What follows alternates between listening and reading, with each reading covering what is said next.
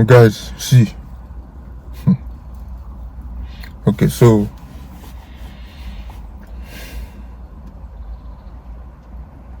I don't even know where to start from. I really had high hopes for this driving test. Like, I wasn't overconfident, but I was sure that few people are whining me. I will be telling me that unfortunately on this occasion you have not passed your driving test. I mean, is that no? That's crap. Okay, so I failed my first driving test in the UK. You get, at least that's what they said. I know that I did not fail. I passed in Jesus' name. And honestly, self, to be honest, I should not even lie. It did not pay me. It's not as if the team paid me. He paid me. This one pay me. We enter body. He paid me. Alright, so in this video, I'll just be talking about, my first driving test in the UK, the driving experience, and why I failed my driving test. I know some people like to hear bad news. Some people will be very happy. You're happy, Abby? No problem. So if this is a kind of gist that you like to hear, I won't even beg you, stick with me to the end of today's video. And also I'll be sharing as I wanted to say, sharing some tips. Also, I'll be sharing the lessons I learned from this particular driving test. So stick with me. Today's video is proudly sponsored by FitVille. So FitVille has been kind enough to send us 3 pairs of shoes, and if we must say, these shoes are beautiful. I think everyone should have a pair of FitVille in their wardrobe, or you can even buy more. What do you think? First impressions. I think for the women and the ladies, it is more about the appearance. That's why she said it is beautiful. But for the men, for someone like me, it is more about how quality and how standard the shoes are. And I must say that these shoes are superb. In fact, I don't know how else to describe it. I just wish you guys could feel it. The texture, how it feels, even the soles, the material, the design. I really love the sole. It is, you people did not even tell us that this is what we're expecting. Honestly, we can lie to you guys on this channel. These shoes are amazing, and I think you should try them out.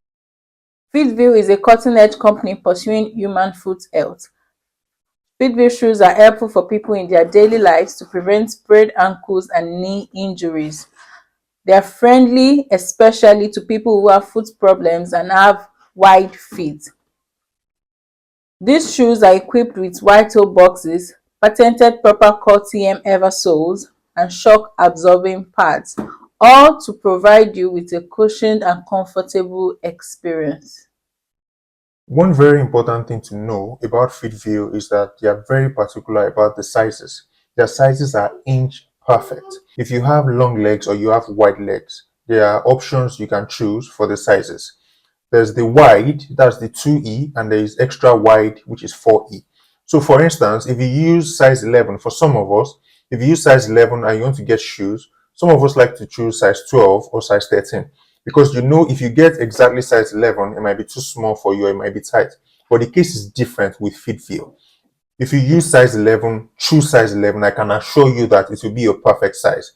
And if you know that you're a size 11, but you have wide feet, you can choose the 2E or you can choose the 4E, which is the extra wide, but it's still size 11. So I can assure you that it will fit you perfectly. Okay. This helps relieve that foot pressure that makes you feel uncomfortable. This is one of the reasons I love FitVille. The shoes are really amazing. So the link to their website will be in the description. Please go there and start placing your orders. And for our subscribers and viewers, FitVille has been kind enough to give us a 30% discount if you use the code FAB30. So while you're placing your orders, use code FAB30 for 30% discount. Great deal, if you ask me.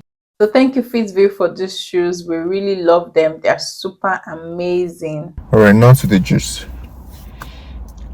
I think it was almost immediately after I passed my theory test, I booked for my practical driving test, and it was a hustle getting a date.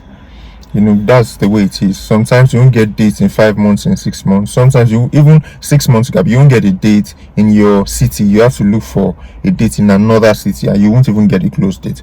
Everyone knows that. So I can't even remember the city I chose at first. I had to choose one city far away from me just to get a date.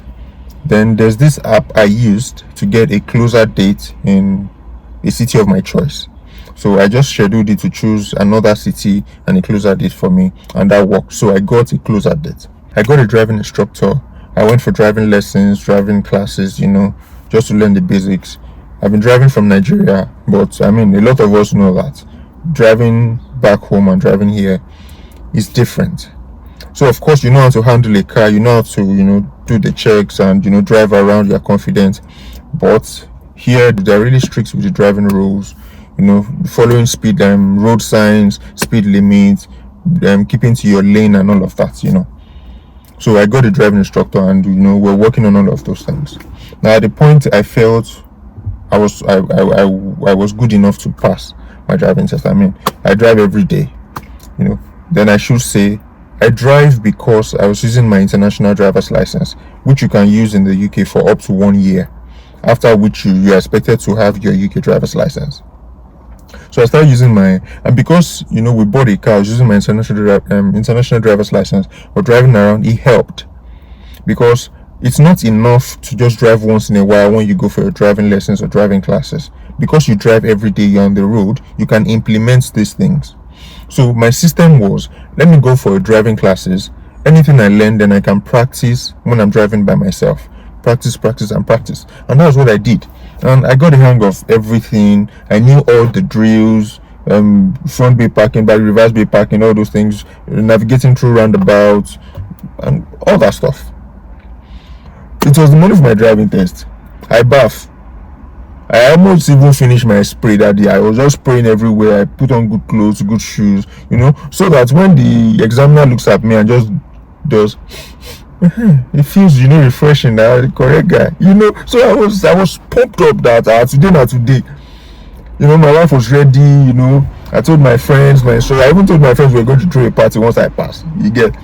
So I went to the test center with my instructor, who is also my friend. We got there. Then he said we got there early. Okay, so let's just drive around. Let's do some drills just to get you, prepared again, So we went around, and he was giving me instructions. At the roundabout, go right. At the roundabout, go left. Do this, do this. I was doing everything.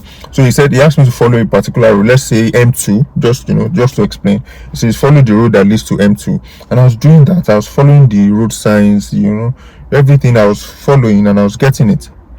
Then I let me just say I made a mistake. So at a place, when I was going past the roundabout, I was supposed to keep left. I was still following that route that leads to M2, So I was supposed to keep left, but I was on the right. So I didn't mean I kept left. I was supposed to go out the next turning by the left. So if I had kept left, it would have been easy to just go out on the left, But I was on the right. Then I saw that sign late that says if you are going this way, go left. And I was on the right. And I was like, as per Omogbo, let me just enter. So immediately he saw that I wanted to do, swing my hand, and he returned my hand. He said, just follow through. You have to go and turn again and come back. And he was telling me, he was almost pulling my ears. Please don't do this in your driving test. And I remember that, yes, it was one of the things we worked on when I was having my driving lessons, that if you realize that you're on the wrong lane or you are going the wrong way, just follow through. Don't try to change your hand. Just follow through. In most cases, it will not get you a driving fault. Just find a way to turn around and go the right way. But don't say you want to change lane suddenly or you want to manipulate. Don't do that. And my instructor was telling me, please, I beg you, don't do this in your driving test. So, and I corrected that. And I was saying, okay, follow the road that leads to the city center. I was going to the city, it was fine. So we did all of that and we went back. I'm just trying to, cut everything. And we went back to the test center. We got there, I was well prepared. I went inside, can I see your operational license? We did all of that. Go to the car. They will ask you to check, just to confirm you have good eyesight. You stand at a distance, you reach the plate number you see, and all of that. We got in the car and we started the driving test. And I was still hyped that I'll go today now today. Yeah, I was really, really nervous. I was confident, but again, I was very nervous, because that was my first experience. Then my examiner, a very wonderful lady, we had a quick chat before we started. She asked about how I'm doing, my family, and all of that, and we had a very good chat. So we started, and immediately we went out. She asked me to take, I think, the next right. Then almost immediately, just about 1 or 2 minutes into the exam, she asked me to follow the exact road that my instructor told me to follow just some minutes ago. I told you we got there earlier. My instructor was saying, okay, let's just drive around. The exact M2, it's not actually M2, I'm just saying the exact road my instructor asked me to follow just to practice was where my examiner took me through. So I was like, so now like this baby. And funny enough, I was smiling. I was following the road speed limits, following road signs and everything. And when we got to that roundabout that I was talking about, that I was supposed to keep left, I made the same mistake again. I was supposed to keep left, I was on the right again. But this time around, I didn't try to do a mogmo. I didn't swing my hand. I followed through, and immediately I saw that road and that sign that says if you are going this way, take left. I did not do that. I just told her that, I'm supposed to go that way, but I'll just turn around at the roundabout and I'll come back. She said, yeah, that's very fine. So I went around again to the roundabout, and this time I planned very early. I kept left at that roundabout. I kept left and I followed the exact road, and that was fine. So and from there, she said again that followed the road that leads to the city center, that we did with my instructor just some minutes ago. So I was smiling that so now like this God to the work that going, God don't butter my bread though. I was following the road to the city center. I was smiling that I was very confident that so this is how God wants me to pass. And I was blessing that my instructor that my guy, God bless you. Thank you very much. God bless you. I was smiling and I was going. And she said, do front bay parking. I did it. We even did the emergency stop. I did it. And when it's safe to do so, park on the left. All the stuff. I did everything. It was perfectly fine. Then I think we did Crossroad too. We did one Crossroad. And the yellow Box Junction, that kind of crossroad. Then we went past the crossroad. I think we parked one more time. Then we went back to the city center. That was all over. And now before we started, she asked, and do you want your instructor to go with you or no? I said no, let me go alone, because I already told my instructor, please, I want to do this alone. I don't want to be nervous, because you feel like someone is looking at me from the back that I'm gonna mess up. So I just wanted to be alone. So when we got back to the test center, she said, so I'll tell you your result now. Should I just tell you, or you want your instructor to come over? So I was confident that I don't pass. Like everything you said I should do, I did not kill anybody. I did not, no fault. I said that let me call my instructor to come and hear the good news. Immediately my instructor just got by the window. I just did like this. She said, she started with unfortunately.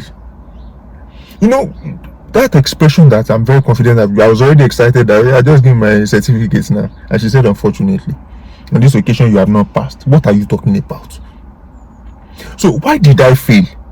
Why did she fail me? Because I did not fail. She just failed me. Why did I fail? She said that, do I remember that crossroad, that there was one crossroad, that yellow Box Junction I was talking about? I said yes.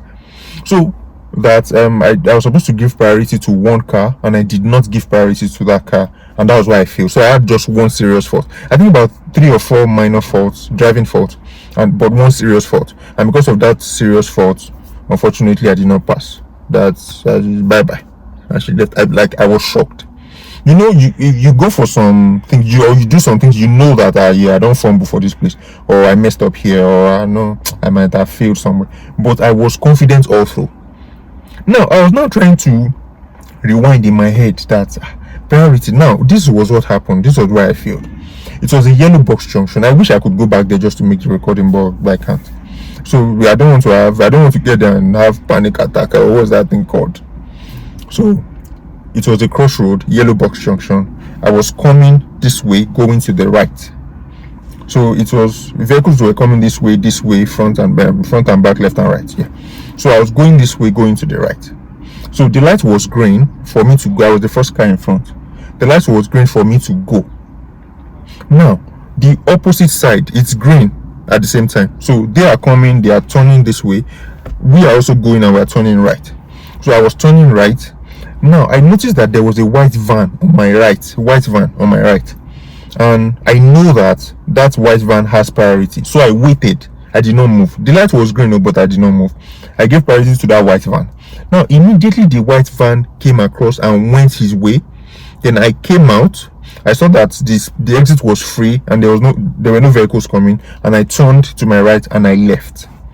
And to me, I felt that was perfectly fine. Now, my examiner was saying that there was a car behind the white van, and that car also had priority, and I did not give the car priority. And I was like, I did not see any car behind the white van. If there was any car, if I could have waited for the white van, it means I knew that white van had priority. Then I would have waited for any other car behind. But I did not see any other car. Now, it is possible that I was so focused on the white van and I was so focused on the lane in front of me that I did not look behind the white van. That's very possible. So I don't want to say that maybe she failed me wrongly or something like that. But honestly, I did not see anything behind the white van. So I was trying to look what must have caused. Is it that I lost focus, or I was too focused on the white van, or that I was too confident that I didn't even notice my surroundings? This thing takes a lot of planning, observing. You look to your right, look to your left, you turn everywhere, you observe, you do this. But I didn't want to be too slow at the same time. White van don't come out. Nothing in my front. Light is still green. Let me go now. And I also even know that at that yellow box junction, you can go and sit in the middle of the yellow box junction if you are turning to the right and the exit is clear. So you sit there and vehicles coming can go. Once it's clear, then you can move. But I did not move in time because of the white van. The white van left, then I moved, and now she is saying that there was a car behind the white van, and that thing just off me. Because honestly, I've been trying to replay it in my head over and over again. I did not see any car. I told my wife I did not see any car, and it's really painful that she should have just thought that if I could have waited for the white van, it means that I knew the rules. If you have given priority to the white van on your right, it means that you understand the rules that, okay, this person has priority. But I did not even see any car. Maybe she felt that I saw the car and I just wanted to go in time. But it was just really painful, and it really hurt me that you that are telling me that I know that you're examining, I did not wait for the one. Can you drive in Oshodi? Can you drive in Oshodi? If you come and do driving test in Oshodi, I'm going to fail you. Or can you drive in Ibadan? If you come and drive in Ibadan, I'll fail you. Have you driven in Lagos before? Telling me that do you know the number of years I've spent driving there? Telling me just one small driving test I cannot pass. You're telling me that yellow box junction. Is there even yellow box junction in Nigeria? Where do you want to see yellow? Everything would have faded now. Honestly, that thing really pained me. See, for the first time ever, my wife came back home and she saw me on the bed. She saw my countenance and I said, baby, I'm really sad. That was the first time I would ever say that I'm sad or something made me sad. There'll be times that you'll be unhappy, you'll be sad and all that, but I don't think I ever mentioned it or said it in that manner that, baby, I'm really, really sad. It really pained me. Just one serious fault. If you have 2 serious fault, 3 serious fault, or you make a couple of mistakes, you know that, okay, I need to go for more driving lessons or something like that. But something that, even the person that made the fault, that you're saying I made the fault, I didn't even know that I made any fault. But that's your job as an examiner. So I understand that I failed. I understand that. I respect that. I accept that. Even if I don't accept, what am I going to do? I have to change spot. So in addition, the reason why I'm putting the addition is so that you guys can have a full picture of everything she said. She said that I took too many risks and that I was going too fast for the roads we were going on. So I'll take one after the other. She said I was going too fast for the roads we were going on. There are some streets that cars will be parked on both sides. Even if the speed limit is 30, you shouldn't go up to 30. You should only go up to 30 if it is safe to do so. And on roads where cars are parked on both sides and the road is really narrow, you're supposed to slow down and observe a lot. So you're supposed to be observing in case someone jumps out of the vehicle. It's not as if somebody will jump out, but just to be ready in case of it's like hazard perception sort of, and I wasn't doing that. I wasn't going 30, but I was going about 20, 25, and she felt it was too fast for that kind of road. I was supposed to slow down and observe it. She didn't tell me that, but I know, though she didn't record that as a driving fault, but it was just part of our observation. Then they said, what was the first one I mentioned? Yes, that I was taking a lot of risks.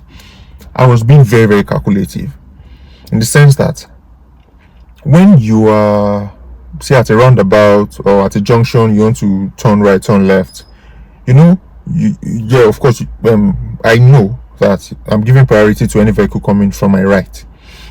At a point where there's a car coming, you can see there's a vehicle coming already, but I was being very calculative that before you come, I don't go now. When I think the expectation is when the road is really clear, let the vehicle go. When the road is very clear, then you can move. But I knew that if I move quickly, I'll go on time. You won't slow down. You won't swear at me. You won't swerve, or you won't do anything like that. I was sure that I would. But I think that's what she meant by I was taking a lot of risks. But it's no risk. If the vehicle did not stop, the vehicle did not swerve, I did not jam anybody. Where is the risk? I'm calculating. It's not today that we've been driving. We've driven in Lagos. We've driven in. I can't even know. As a photographer, we travel around for jobs to distant places, and we drive around 3 hours, 4 hours. We are still driving on the road. So I've driven in a lot of cities, in a lot of states in Nigeria. It's not today that we've been driving. You're telling me I'm taking a lot of risk. I did not jam anybody. I did not jam. If you jam somebody, you almost jam somebody, then that's a risk. I did not jam anybody. So what do you mean by taking a lot of risk? So now, those were the things she said. No addition, no subtraction. I think I covered everything. Now to the very specific things I learned with this driving test, or with this driving test experience. Number one is don't be too confident. I'm not saying I was too confident, but you can say honestly, I won't say I was too confident, because I was still being very careful, very cautious, and but maybe I wasn't careful enough, or I wasn't cautious enough, or maybe I lost sight of some things. For instance, she was saying there was a car behind the white van. I did not see any car. So it's possible that I was too focused on the white van, or too focused on other things, that I didn't check if there was, any vehicle behind the white van. So please don't be overconfident. Don't be overconfident. Be careful, be cautious, observe well. Then the second thing is that it is not enough that you know how to drive. It is not enough that you passed all the drills, you did everything you expected. I think that it's also a very big plus that your examiner is satisfied with your performance, with your driving performance. What I mean is that she felt I was taking a lot of risks. I was going too fast for this. If she felt uncomfortable with your driving, even if you passed all the drills, I think you're still going to get marked down. I think that they're still going to find a reason, because some faults might be minor faults. They can take it up as a serious fault, or as a major fault. Some things that should not even be a fault, they can take it up as a fault, because they're already uncomfortable with your driving. You get what I mean? So I've seen people that with this that happened, they'll just get a driving fault or a minor fault, while I am getting a serious fault. So I felt it's because maybe she was uncomfortable with the way I was driving, or she felt I was being too calculative, or taking too many risks, or something like that. So as much as possible, try to satisfy. Maybe you don't. You won't even know what will satisfy your examiner. But I think it's a very big plus if your driving performance satisfies your examiner. Your examiner has to be satisfied with the way you're driving. So it's not just down to you did front wheel parking, you did emergency stop, you are doing your observations correctly, you are doing this, you are doing that. Your examiner has to be satisfied with your driving performance. Now, what I'm talking about is my opinion. I might be wrong. It's just my opinion from my experience, and from some of my friends. We've had chats here and there. Then what again? Another one is my friend will always tell me, Tope will always tell me, even when you feel you are ready, still go for driving class. Even when your instructor says you are ready, still go for driving class. When you feel you've learnt everything, it's just to drive and pass, still go for driving class. See, this driving experience, I met somebody that failed driving test 9 times.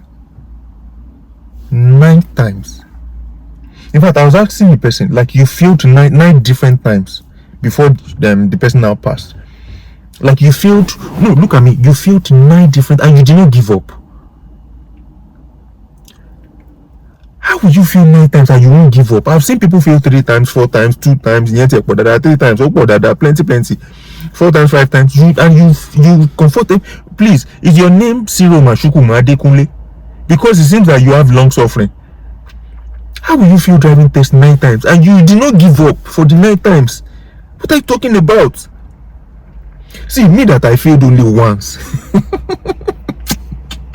See, I didn't want to talk to anybody. I didn't want to see nobody. I didn't want to. My wife was dragging my clothes. That oh yeah. Some days later, my wife was dragging my clothes. That, oh yeah, let's come and do freaky. I said, what are you talking about? This young woman. The examiner already told me that I don't know how to drive. You are saying that I should come and drive woman being. See, I don't want to drive car. I don't want to drive woman being. I don't want to drive anybody. Just I'm not driving anything tonight. Just leave me alone. Just for I can't even see. The thing is still messing with my head. Because I mean, just this one that if not for the just one serious, so I would have passed. You're not telling me that unfortunately I'm not gonna book date again. I'll not wait for God knows how long before I will get a date, before you reschedule to get a closer date. All those stress. It was something I thought I would just pass once and it will finish. I mean, so please take it seriously, as much as possible. Go for driving. I know people that just came from Africa and they felt that we've been driving, we have experience, and they went for driving test and they failed. Dano. This one is not okay. I know them like this. I don't have to mention their names, so I can even put their passport photograph so you see them. They failed. Dano. Nobody told that. After like 2 times, 3 times. Nobody told them before they got a driving instructor and started taking driving classes. So you need to take it really seriously. Any you see any small thing like this, you will fail in. There's no cabo. Now, it was also very helpful for me. I mean, the drive, the desire, the passion. Apart from the fact that if you've been following our YouTube channel for a while now, you know that as a family and as individuals, we are very goal-oriented. We take family projects really seriously. Once we make something a project, it's like you are giving a dog a bone. This project say we will complete it. So, and I didn't want it to be that we're sharing success stories, we've done this, we've done that. Let us share failure stories too. Because if you come to me that I passed my driving test in one go, I passed my driving test at one sitting, I may not take you as serious as I would take someone who has failed 3 times, 4 times, because I want to learn from that experience that you failed 9 times and you did not give up. Please sit down, let's have a chat. Why did you fail the first time? Okay. Why did you fail the second time? Okay. Why did you fail the third time? See, all those things I took it into account, and it helped me when I was practicing, when I was driving. It helped me a lot. If not, I would have the only one serious fault. I'd have had like maybe 7 or 8 serious faults. You get? So that helped me. Then the point I wanted to make is that it also helped me that I have my friends are also goal oriented. Let me put it into perspective. I have 2 very close friends here. I have close friends. Now, 2 of my friends, Tope passed first sitting, Agba driver, normal level. Pascal passed first sitting, Agba driver, normal level. So me, I said that Tope don't pass, Pascal don't pass. Let me to go and pass my own and come back. I mean, so I will certificate, I'll do like that. They will post me. Oh no, Baba, I couldn't even call them that Baba, I don't feel you. I could. I think it was, when did I even speak with Tope? It was eventually announced to talk. He was even the one asking me. Normally that I would have called him immediately, but I don't reach out, I don't pass. So I didn't call him, I didn't even say anything, I didn't do as if anything happened. I didn't even have the confidence to call him. It never felt as if I wasn't man enough. Which eyes will these people be using to look at me that I don't know how to drive? Yeah, I mean, it felt really bad, it felt really embarrassing. It was a low point for me in my life. It was a very low point. I felt really bad. Really, I don't want to use the word depressed, but I mean, I was really unhappy for days. See, if I made this video immediately after that driving test, I would just be crying. You people will be looking at me now, what happened to this? It's not just driving test, but it's really a big deal for me because we've made it a family project. We've made it a family. I mean, this thing we shouldn't be talking about. You still want to do driving tests. I mean, it's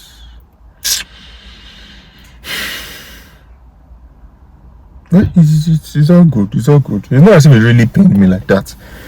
But it really pained me. It really pained me. It really pained me. I won't even lie. It really, oh, do me go. Come on, Charlie. The anger is still if anybody near me like this, that person go collect. Oh, do me get the gun. Really pained me. But it's all good. So, a very big shout out to the sponsors of today's video, FitVille. Please, their links will be in the description box. Go on there, check for they have different kinds of shoes and footwear, different kinds. You walk for some minutes or you stand for a while and your shoe starts hurting and all of that. FitVille is just the best for you, honestly. I won't even lie. FitVille is the best for you. Read the description. If you have any kind of medical condition that has to do with you standing, walking, or putting on shoes, that's why FitVille just came out all for you. So they have different brands, different types, different sizes, different designs. Check them out. Please place your orders, and you thank me. I'm sure you thank me. You thank me. So thank you guys for watching today's video. I really appreciate the love and support. Please like this video, share to as many people as possible. Please drop your comments in the comment section. You've learned a little from me. Let me learn from you too now. If you have driving experiences, success experiences, failure experiences, please drop them in the description box. I will learn from you. Let others learn from you as well. And very importantly, please click on the subscribe button before you go. And we're going to see some other time. Thank you so much. And you know how it is. It go be.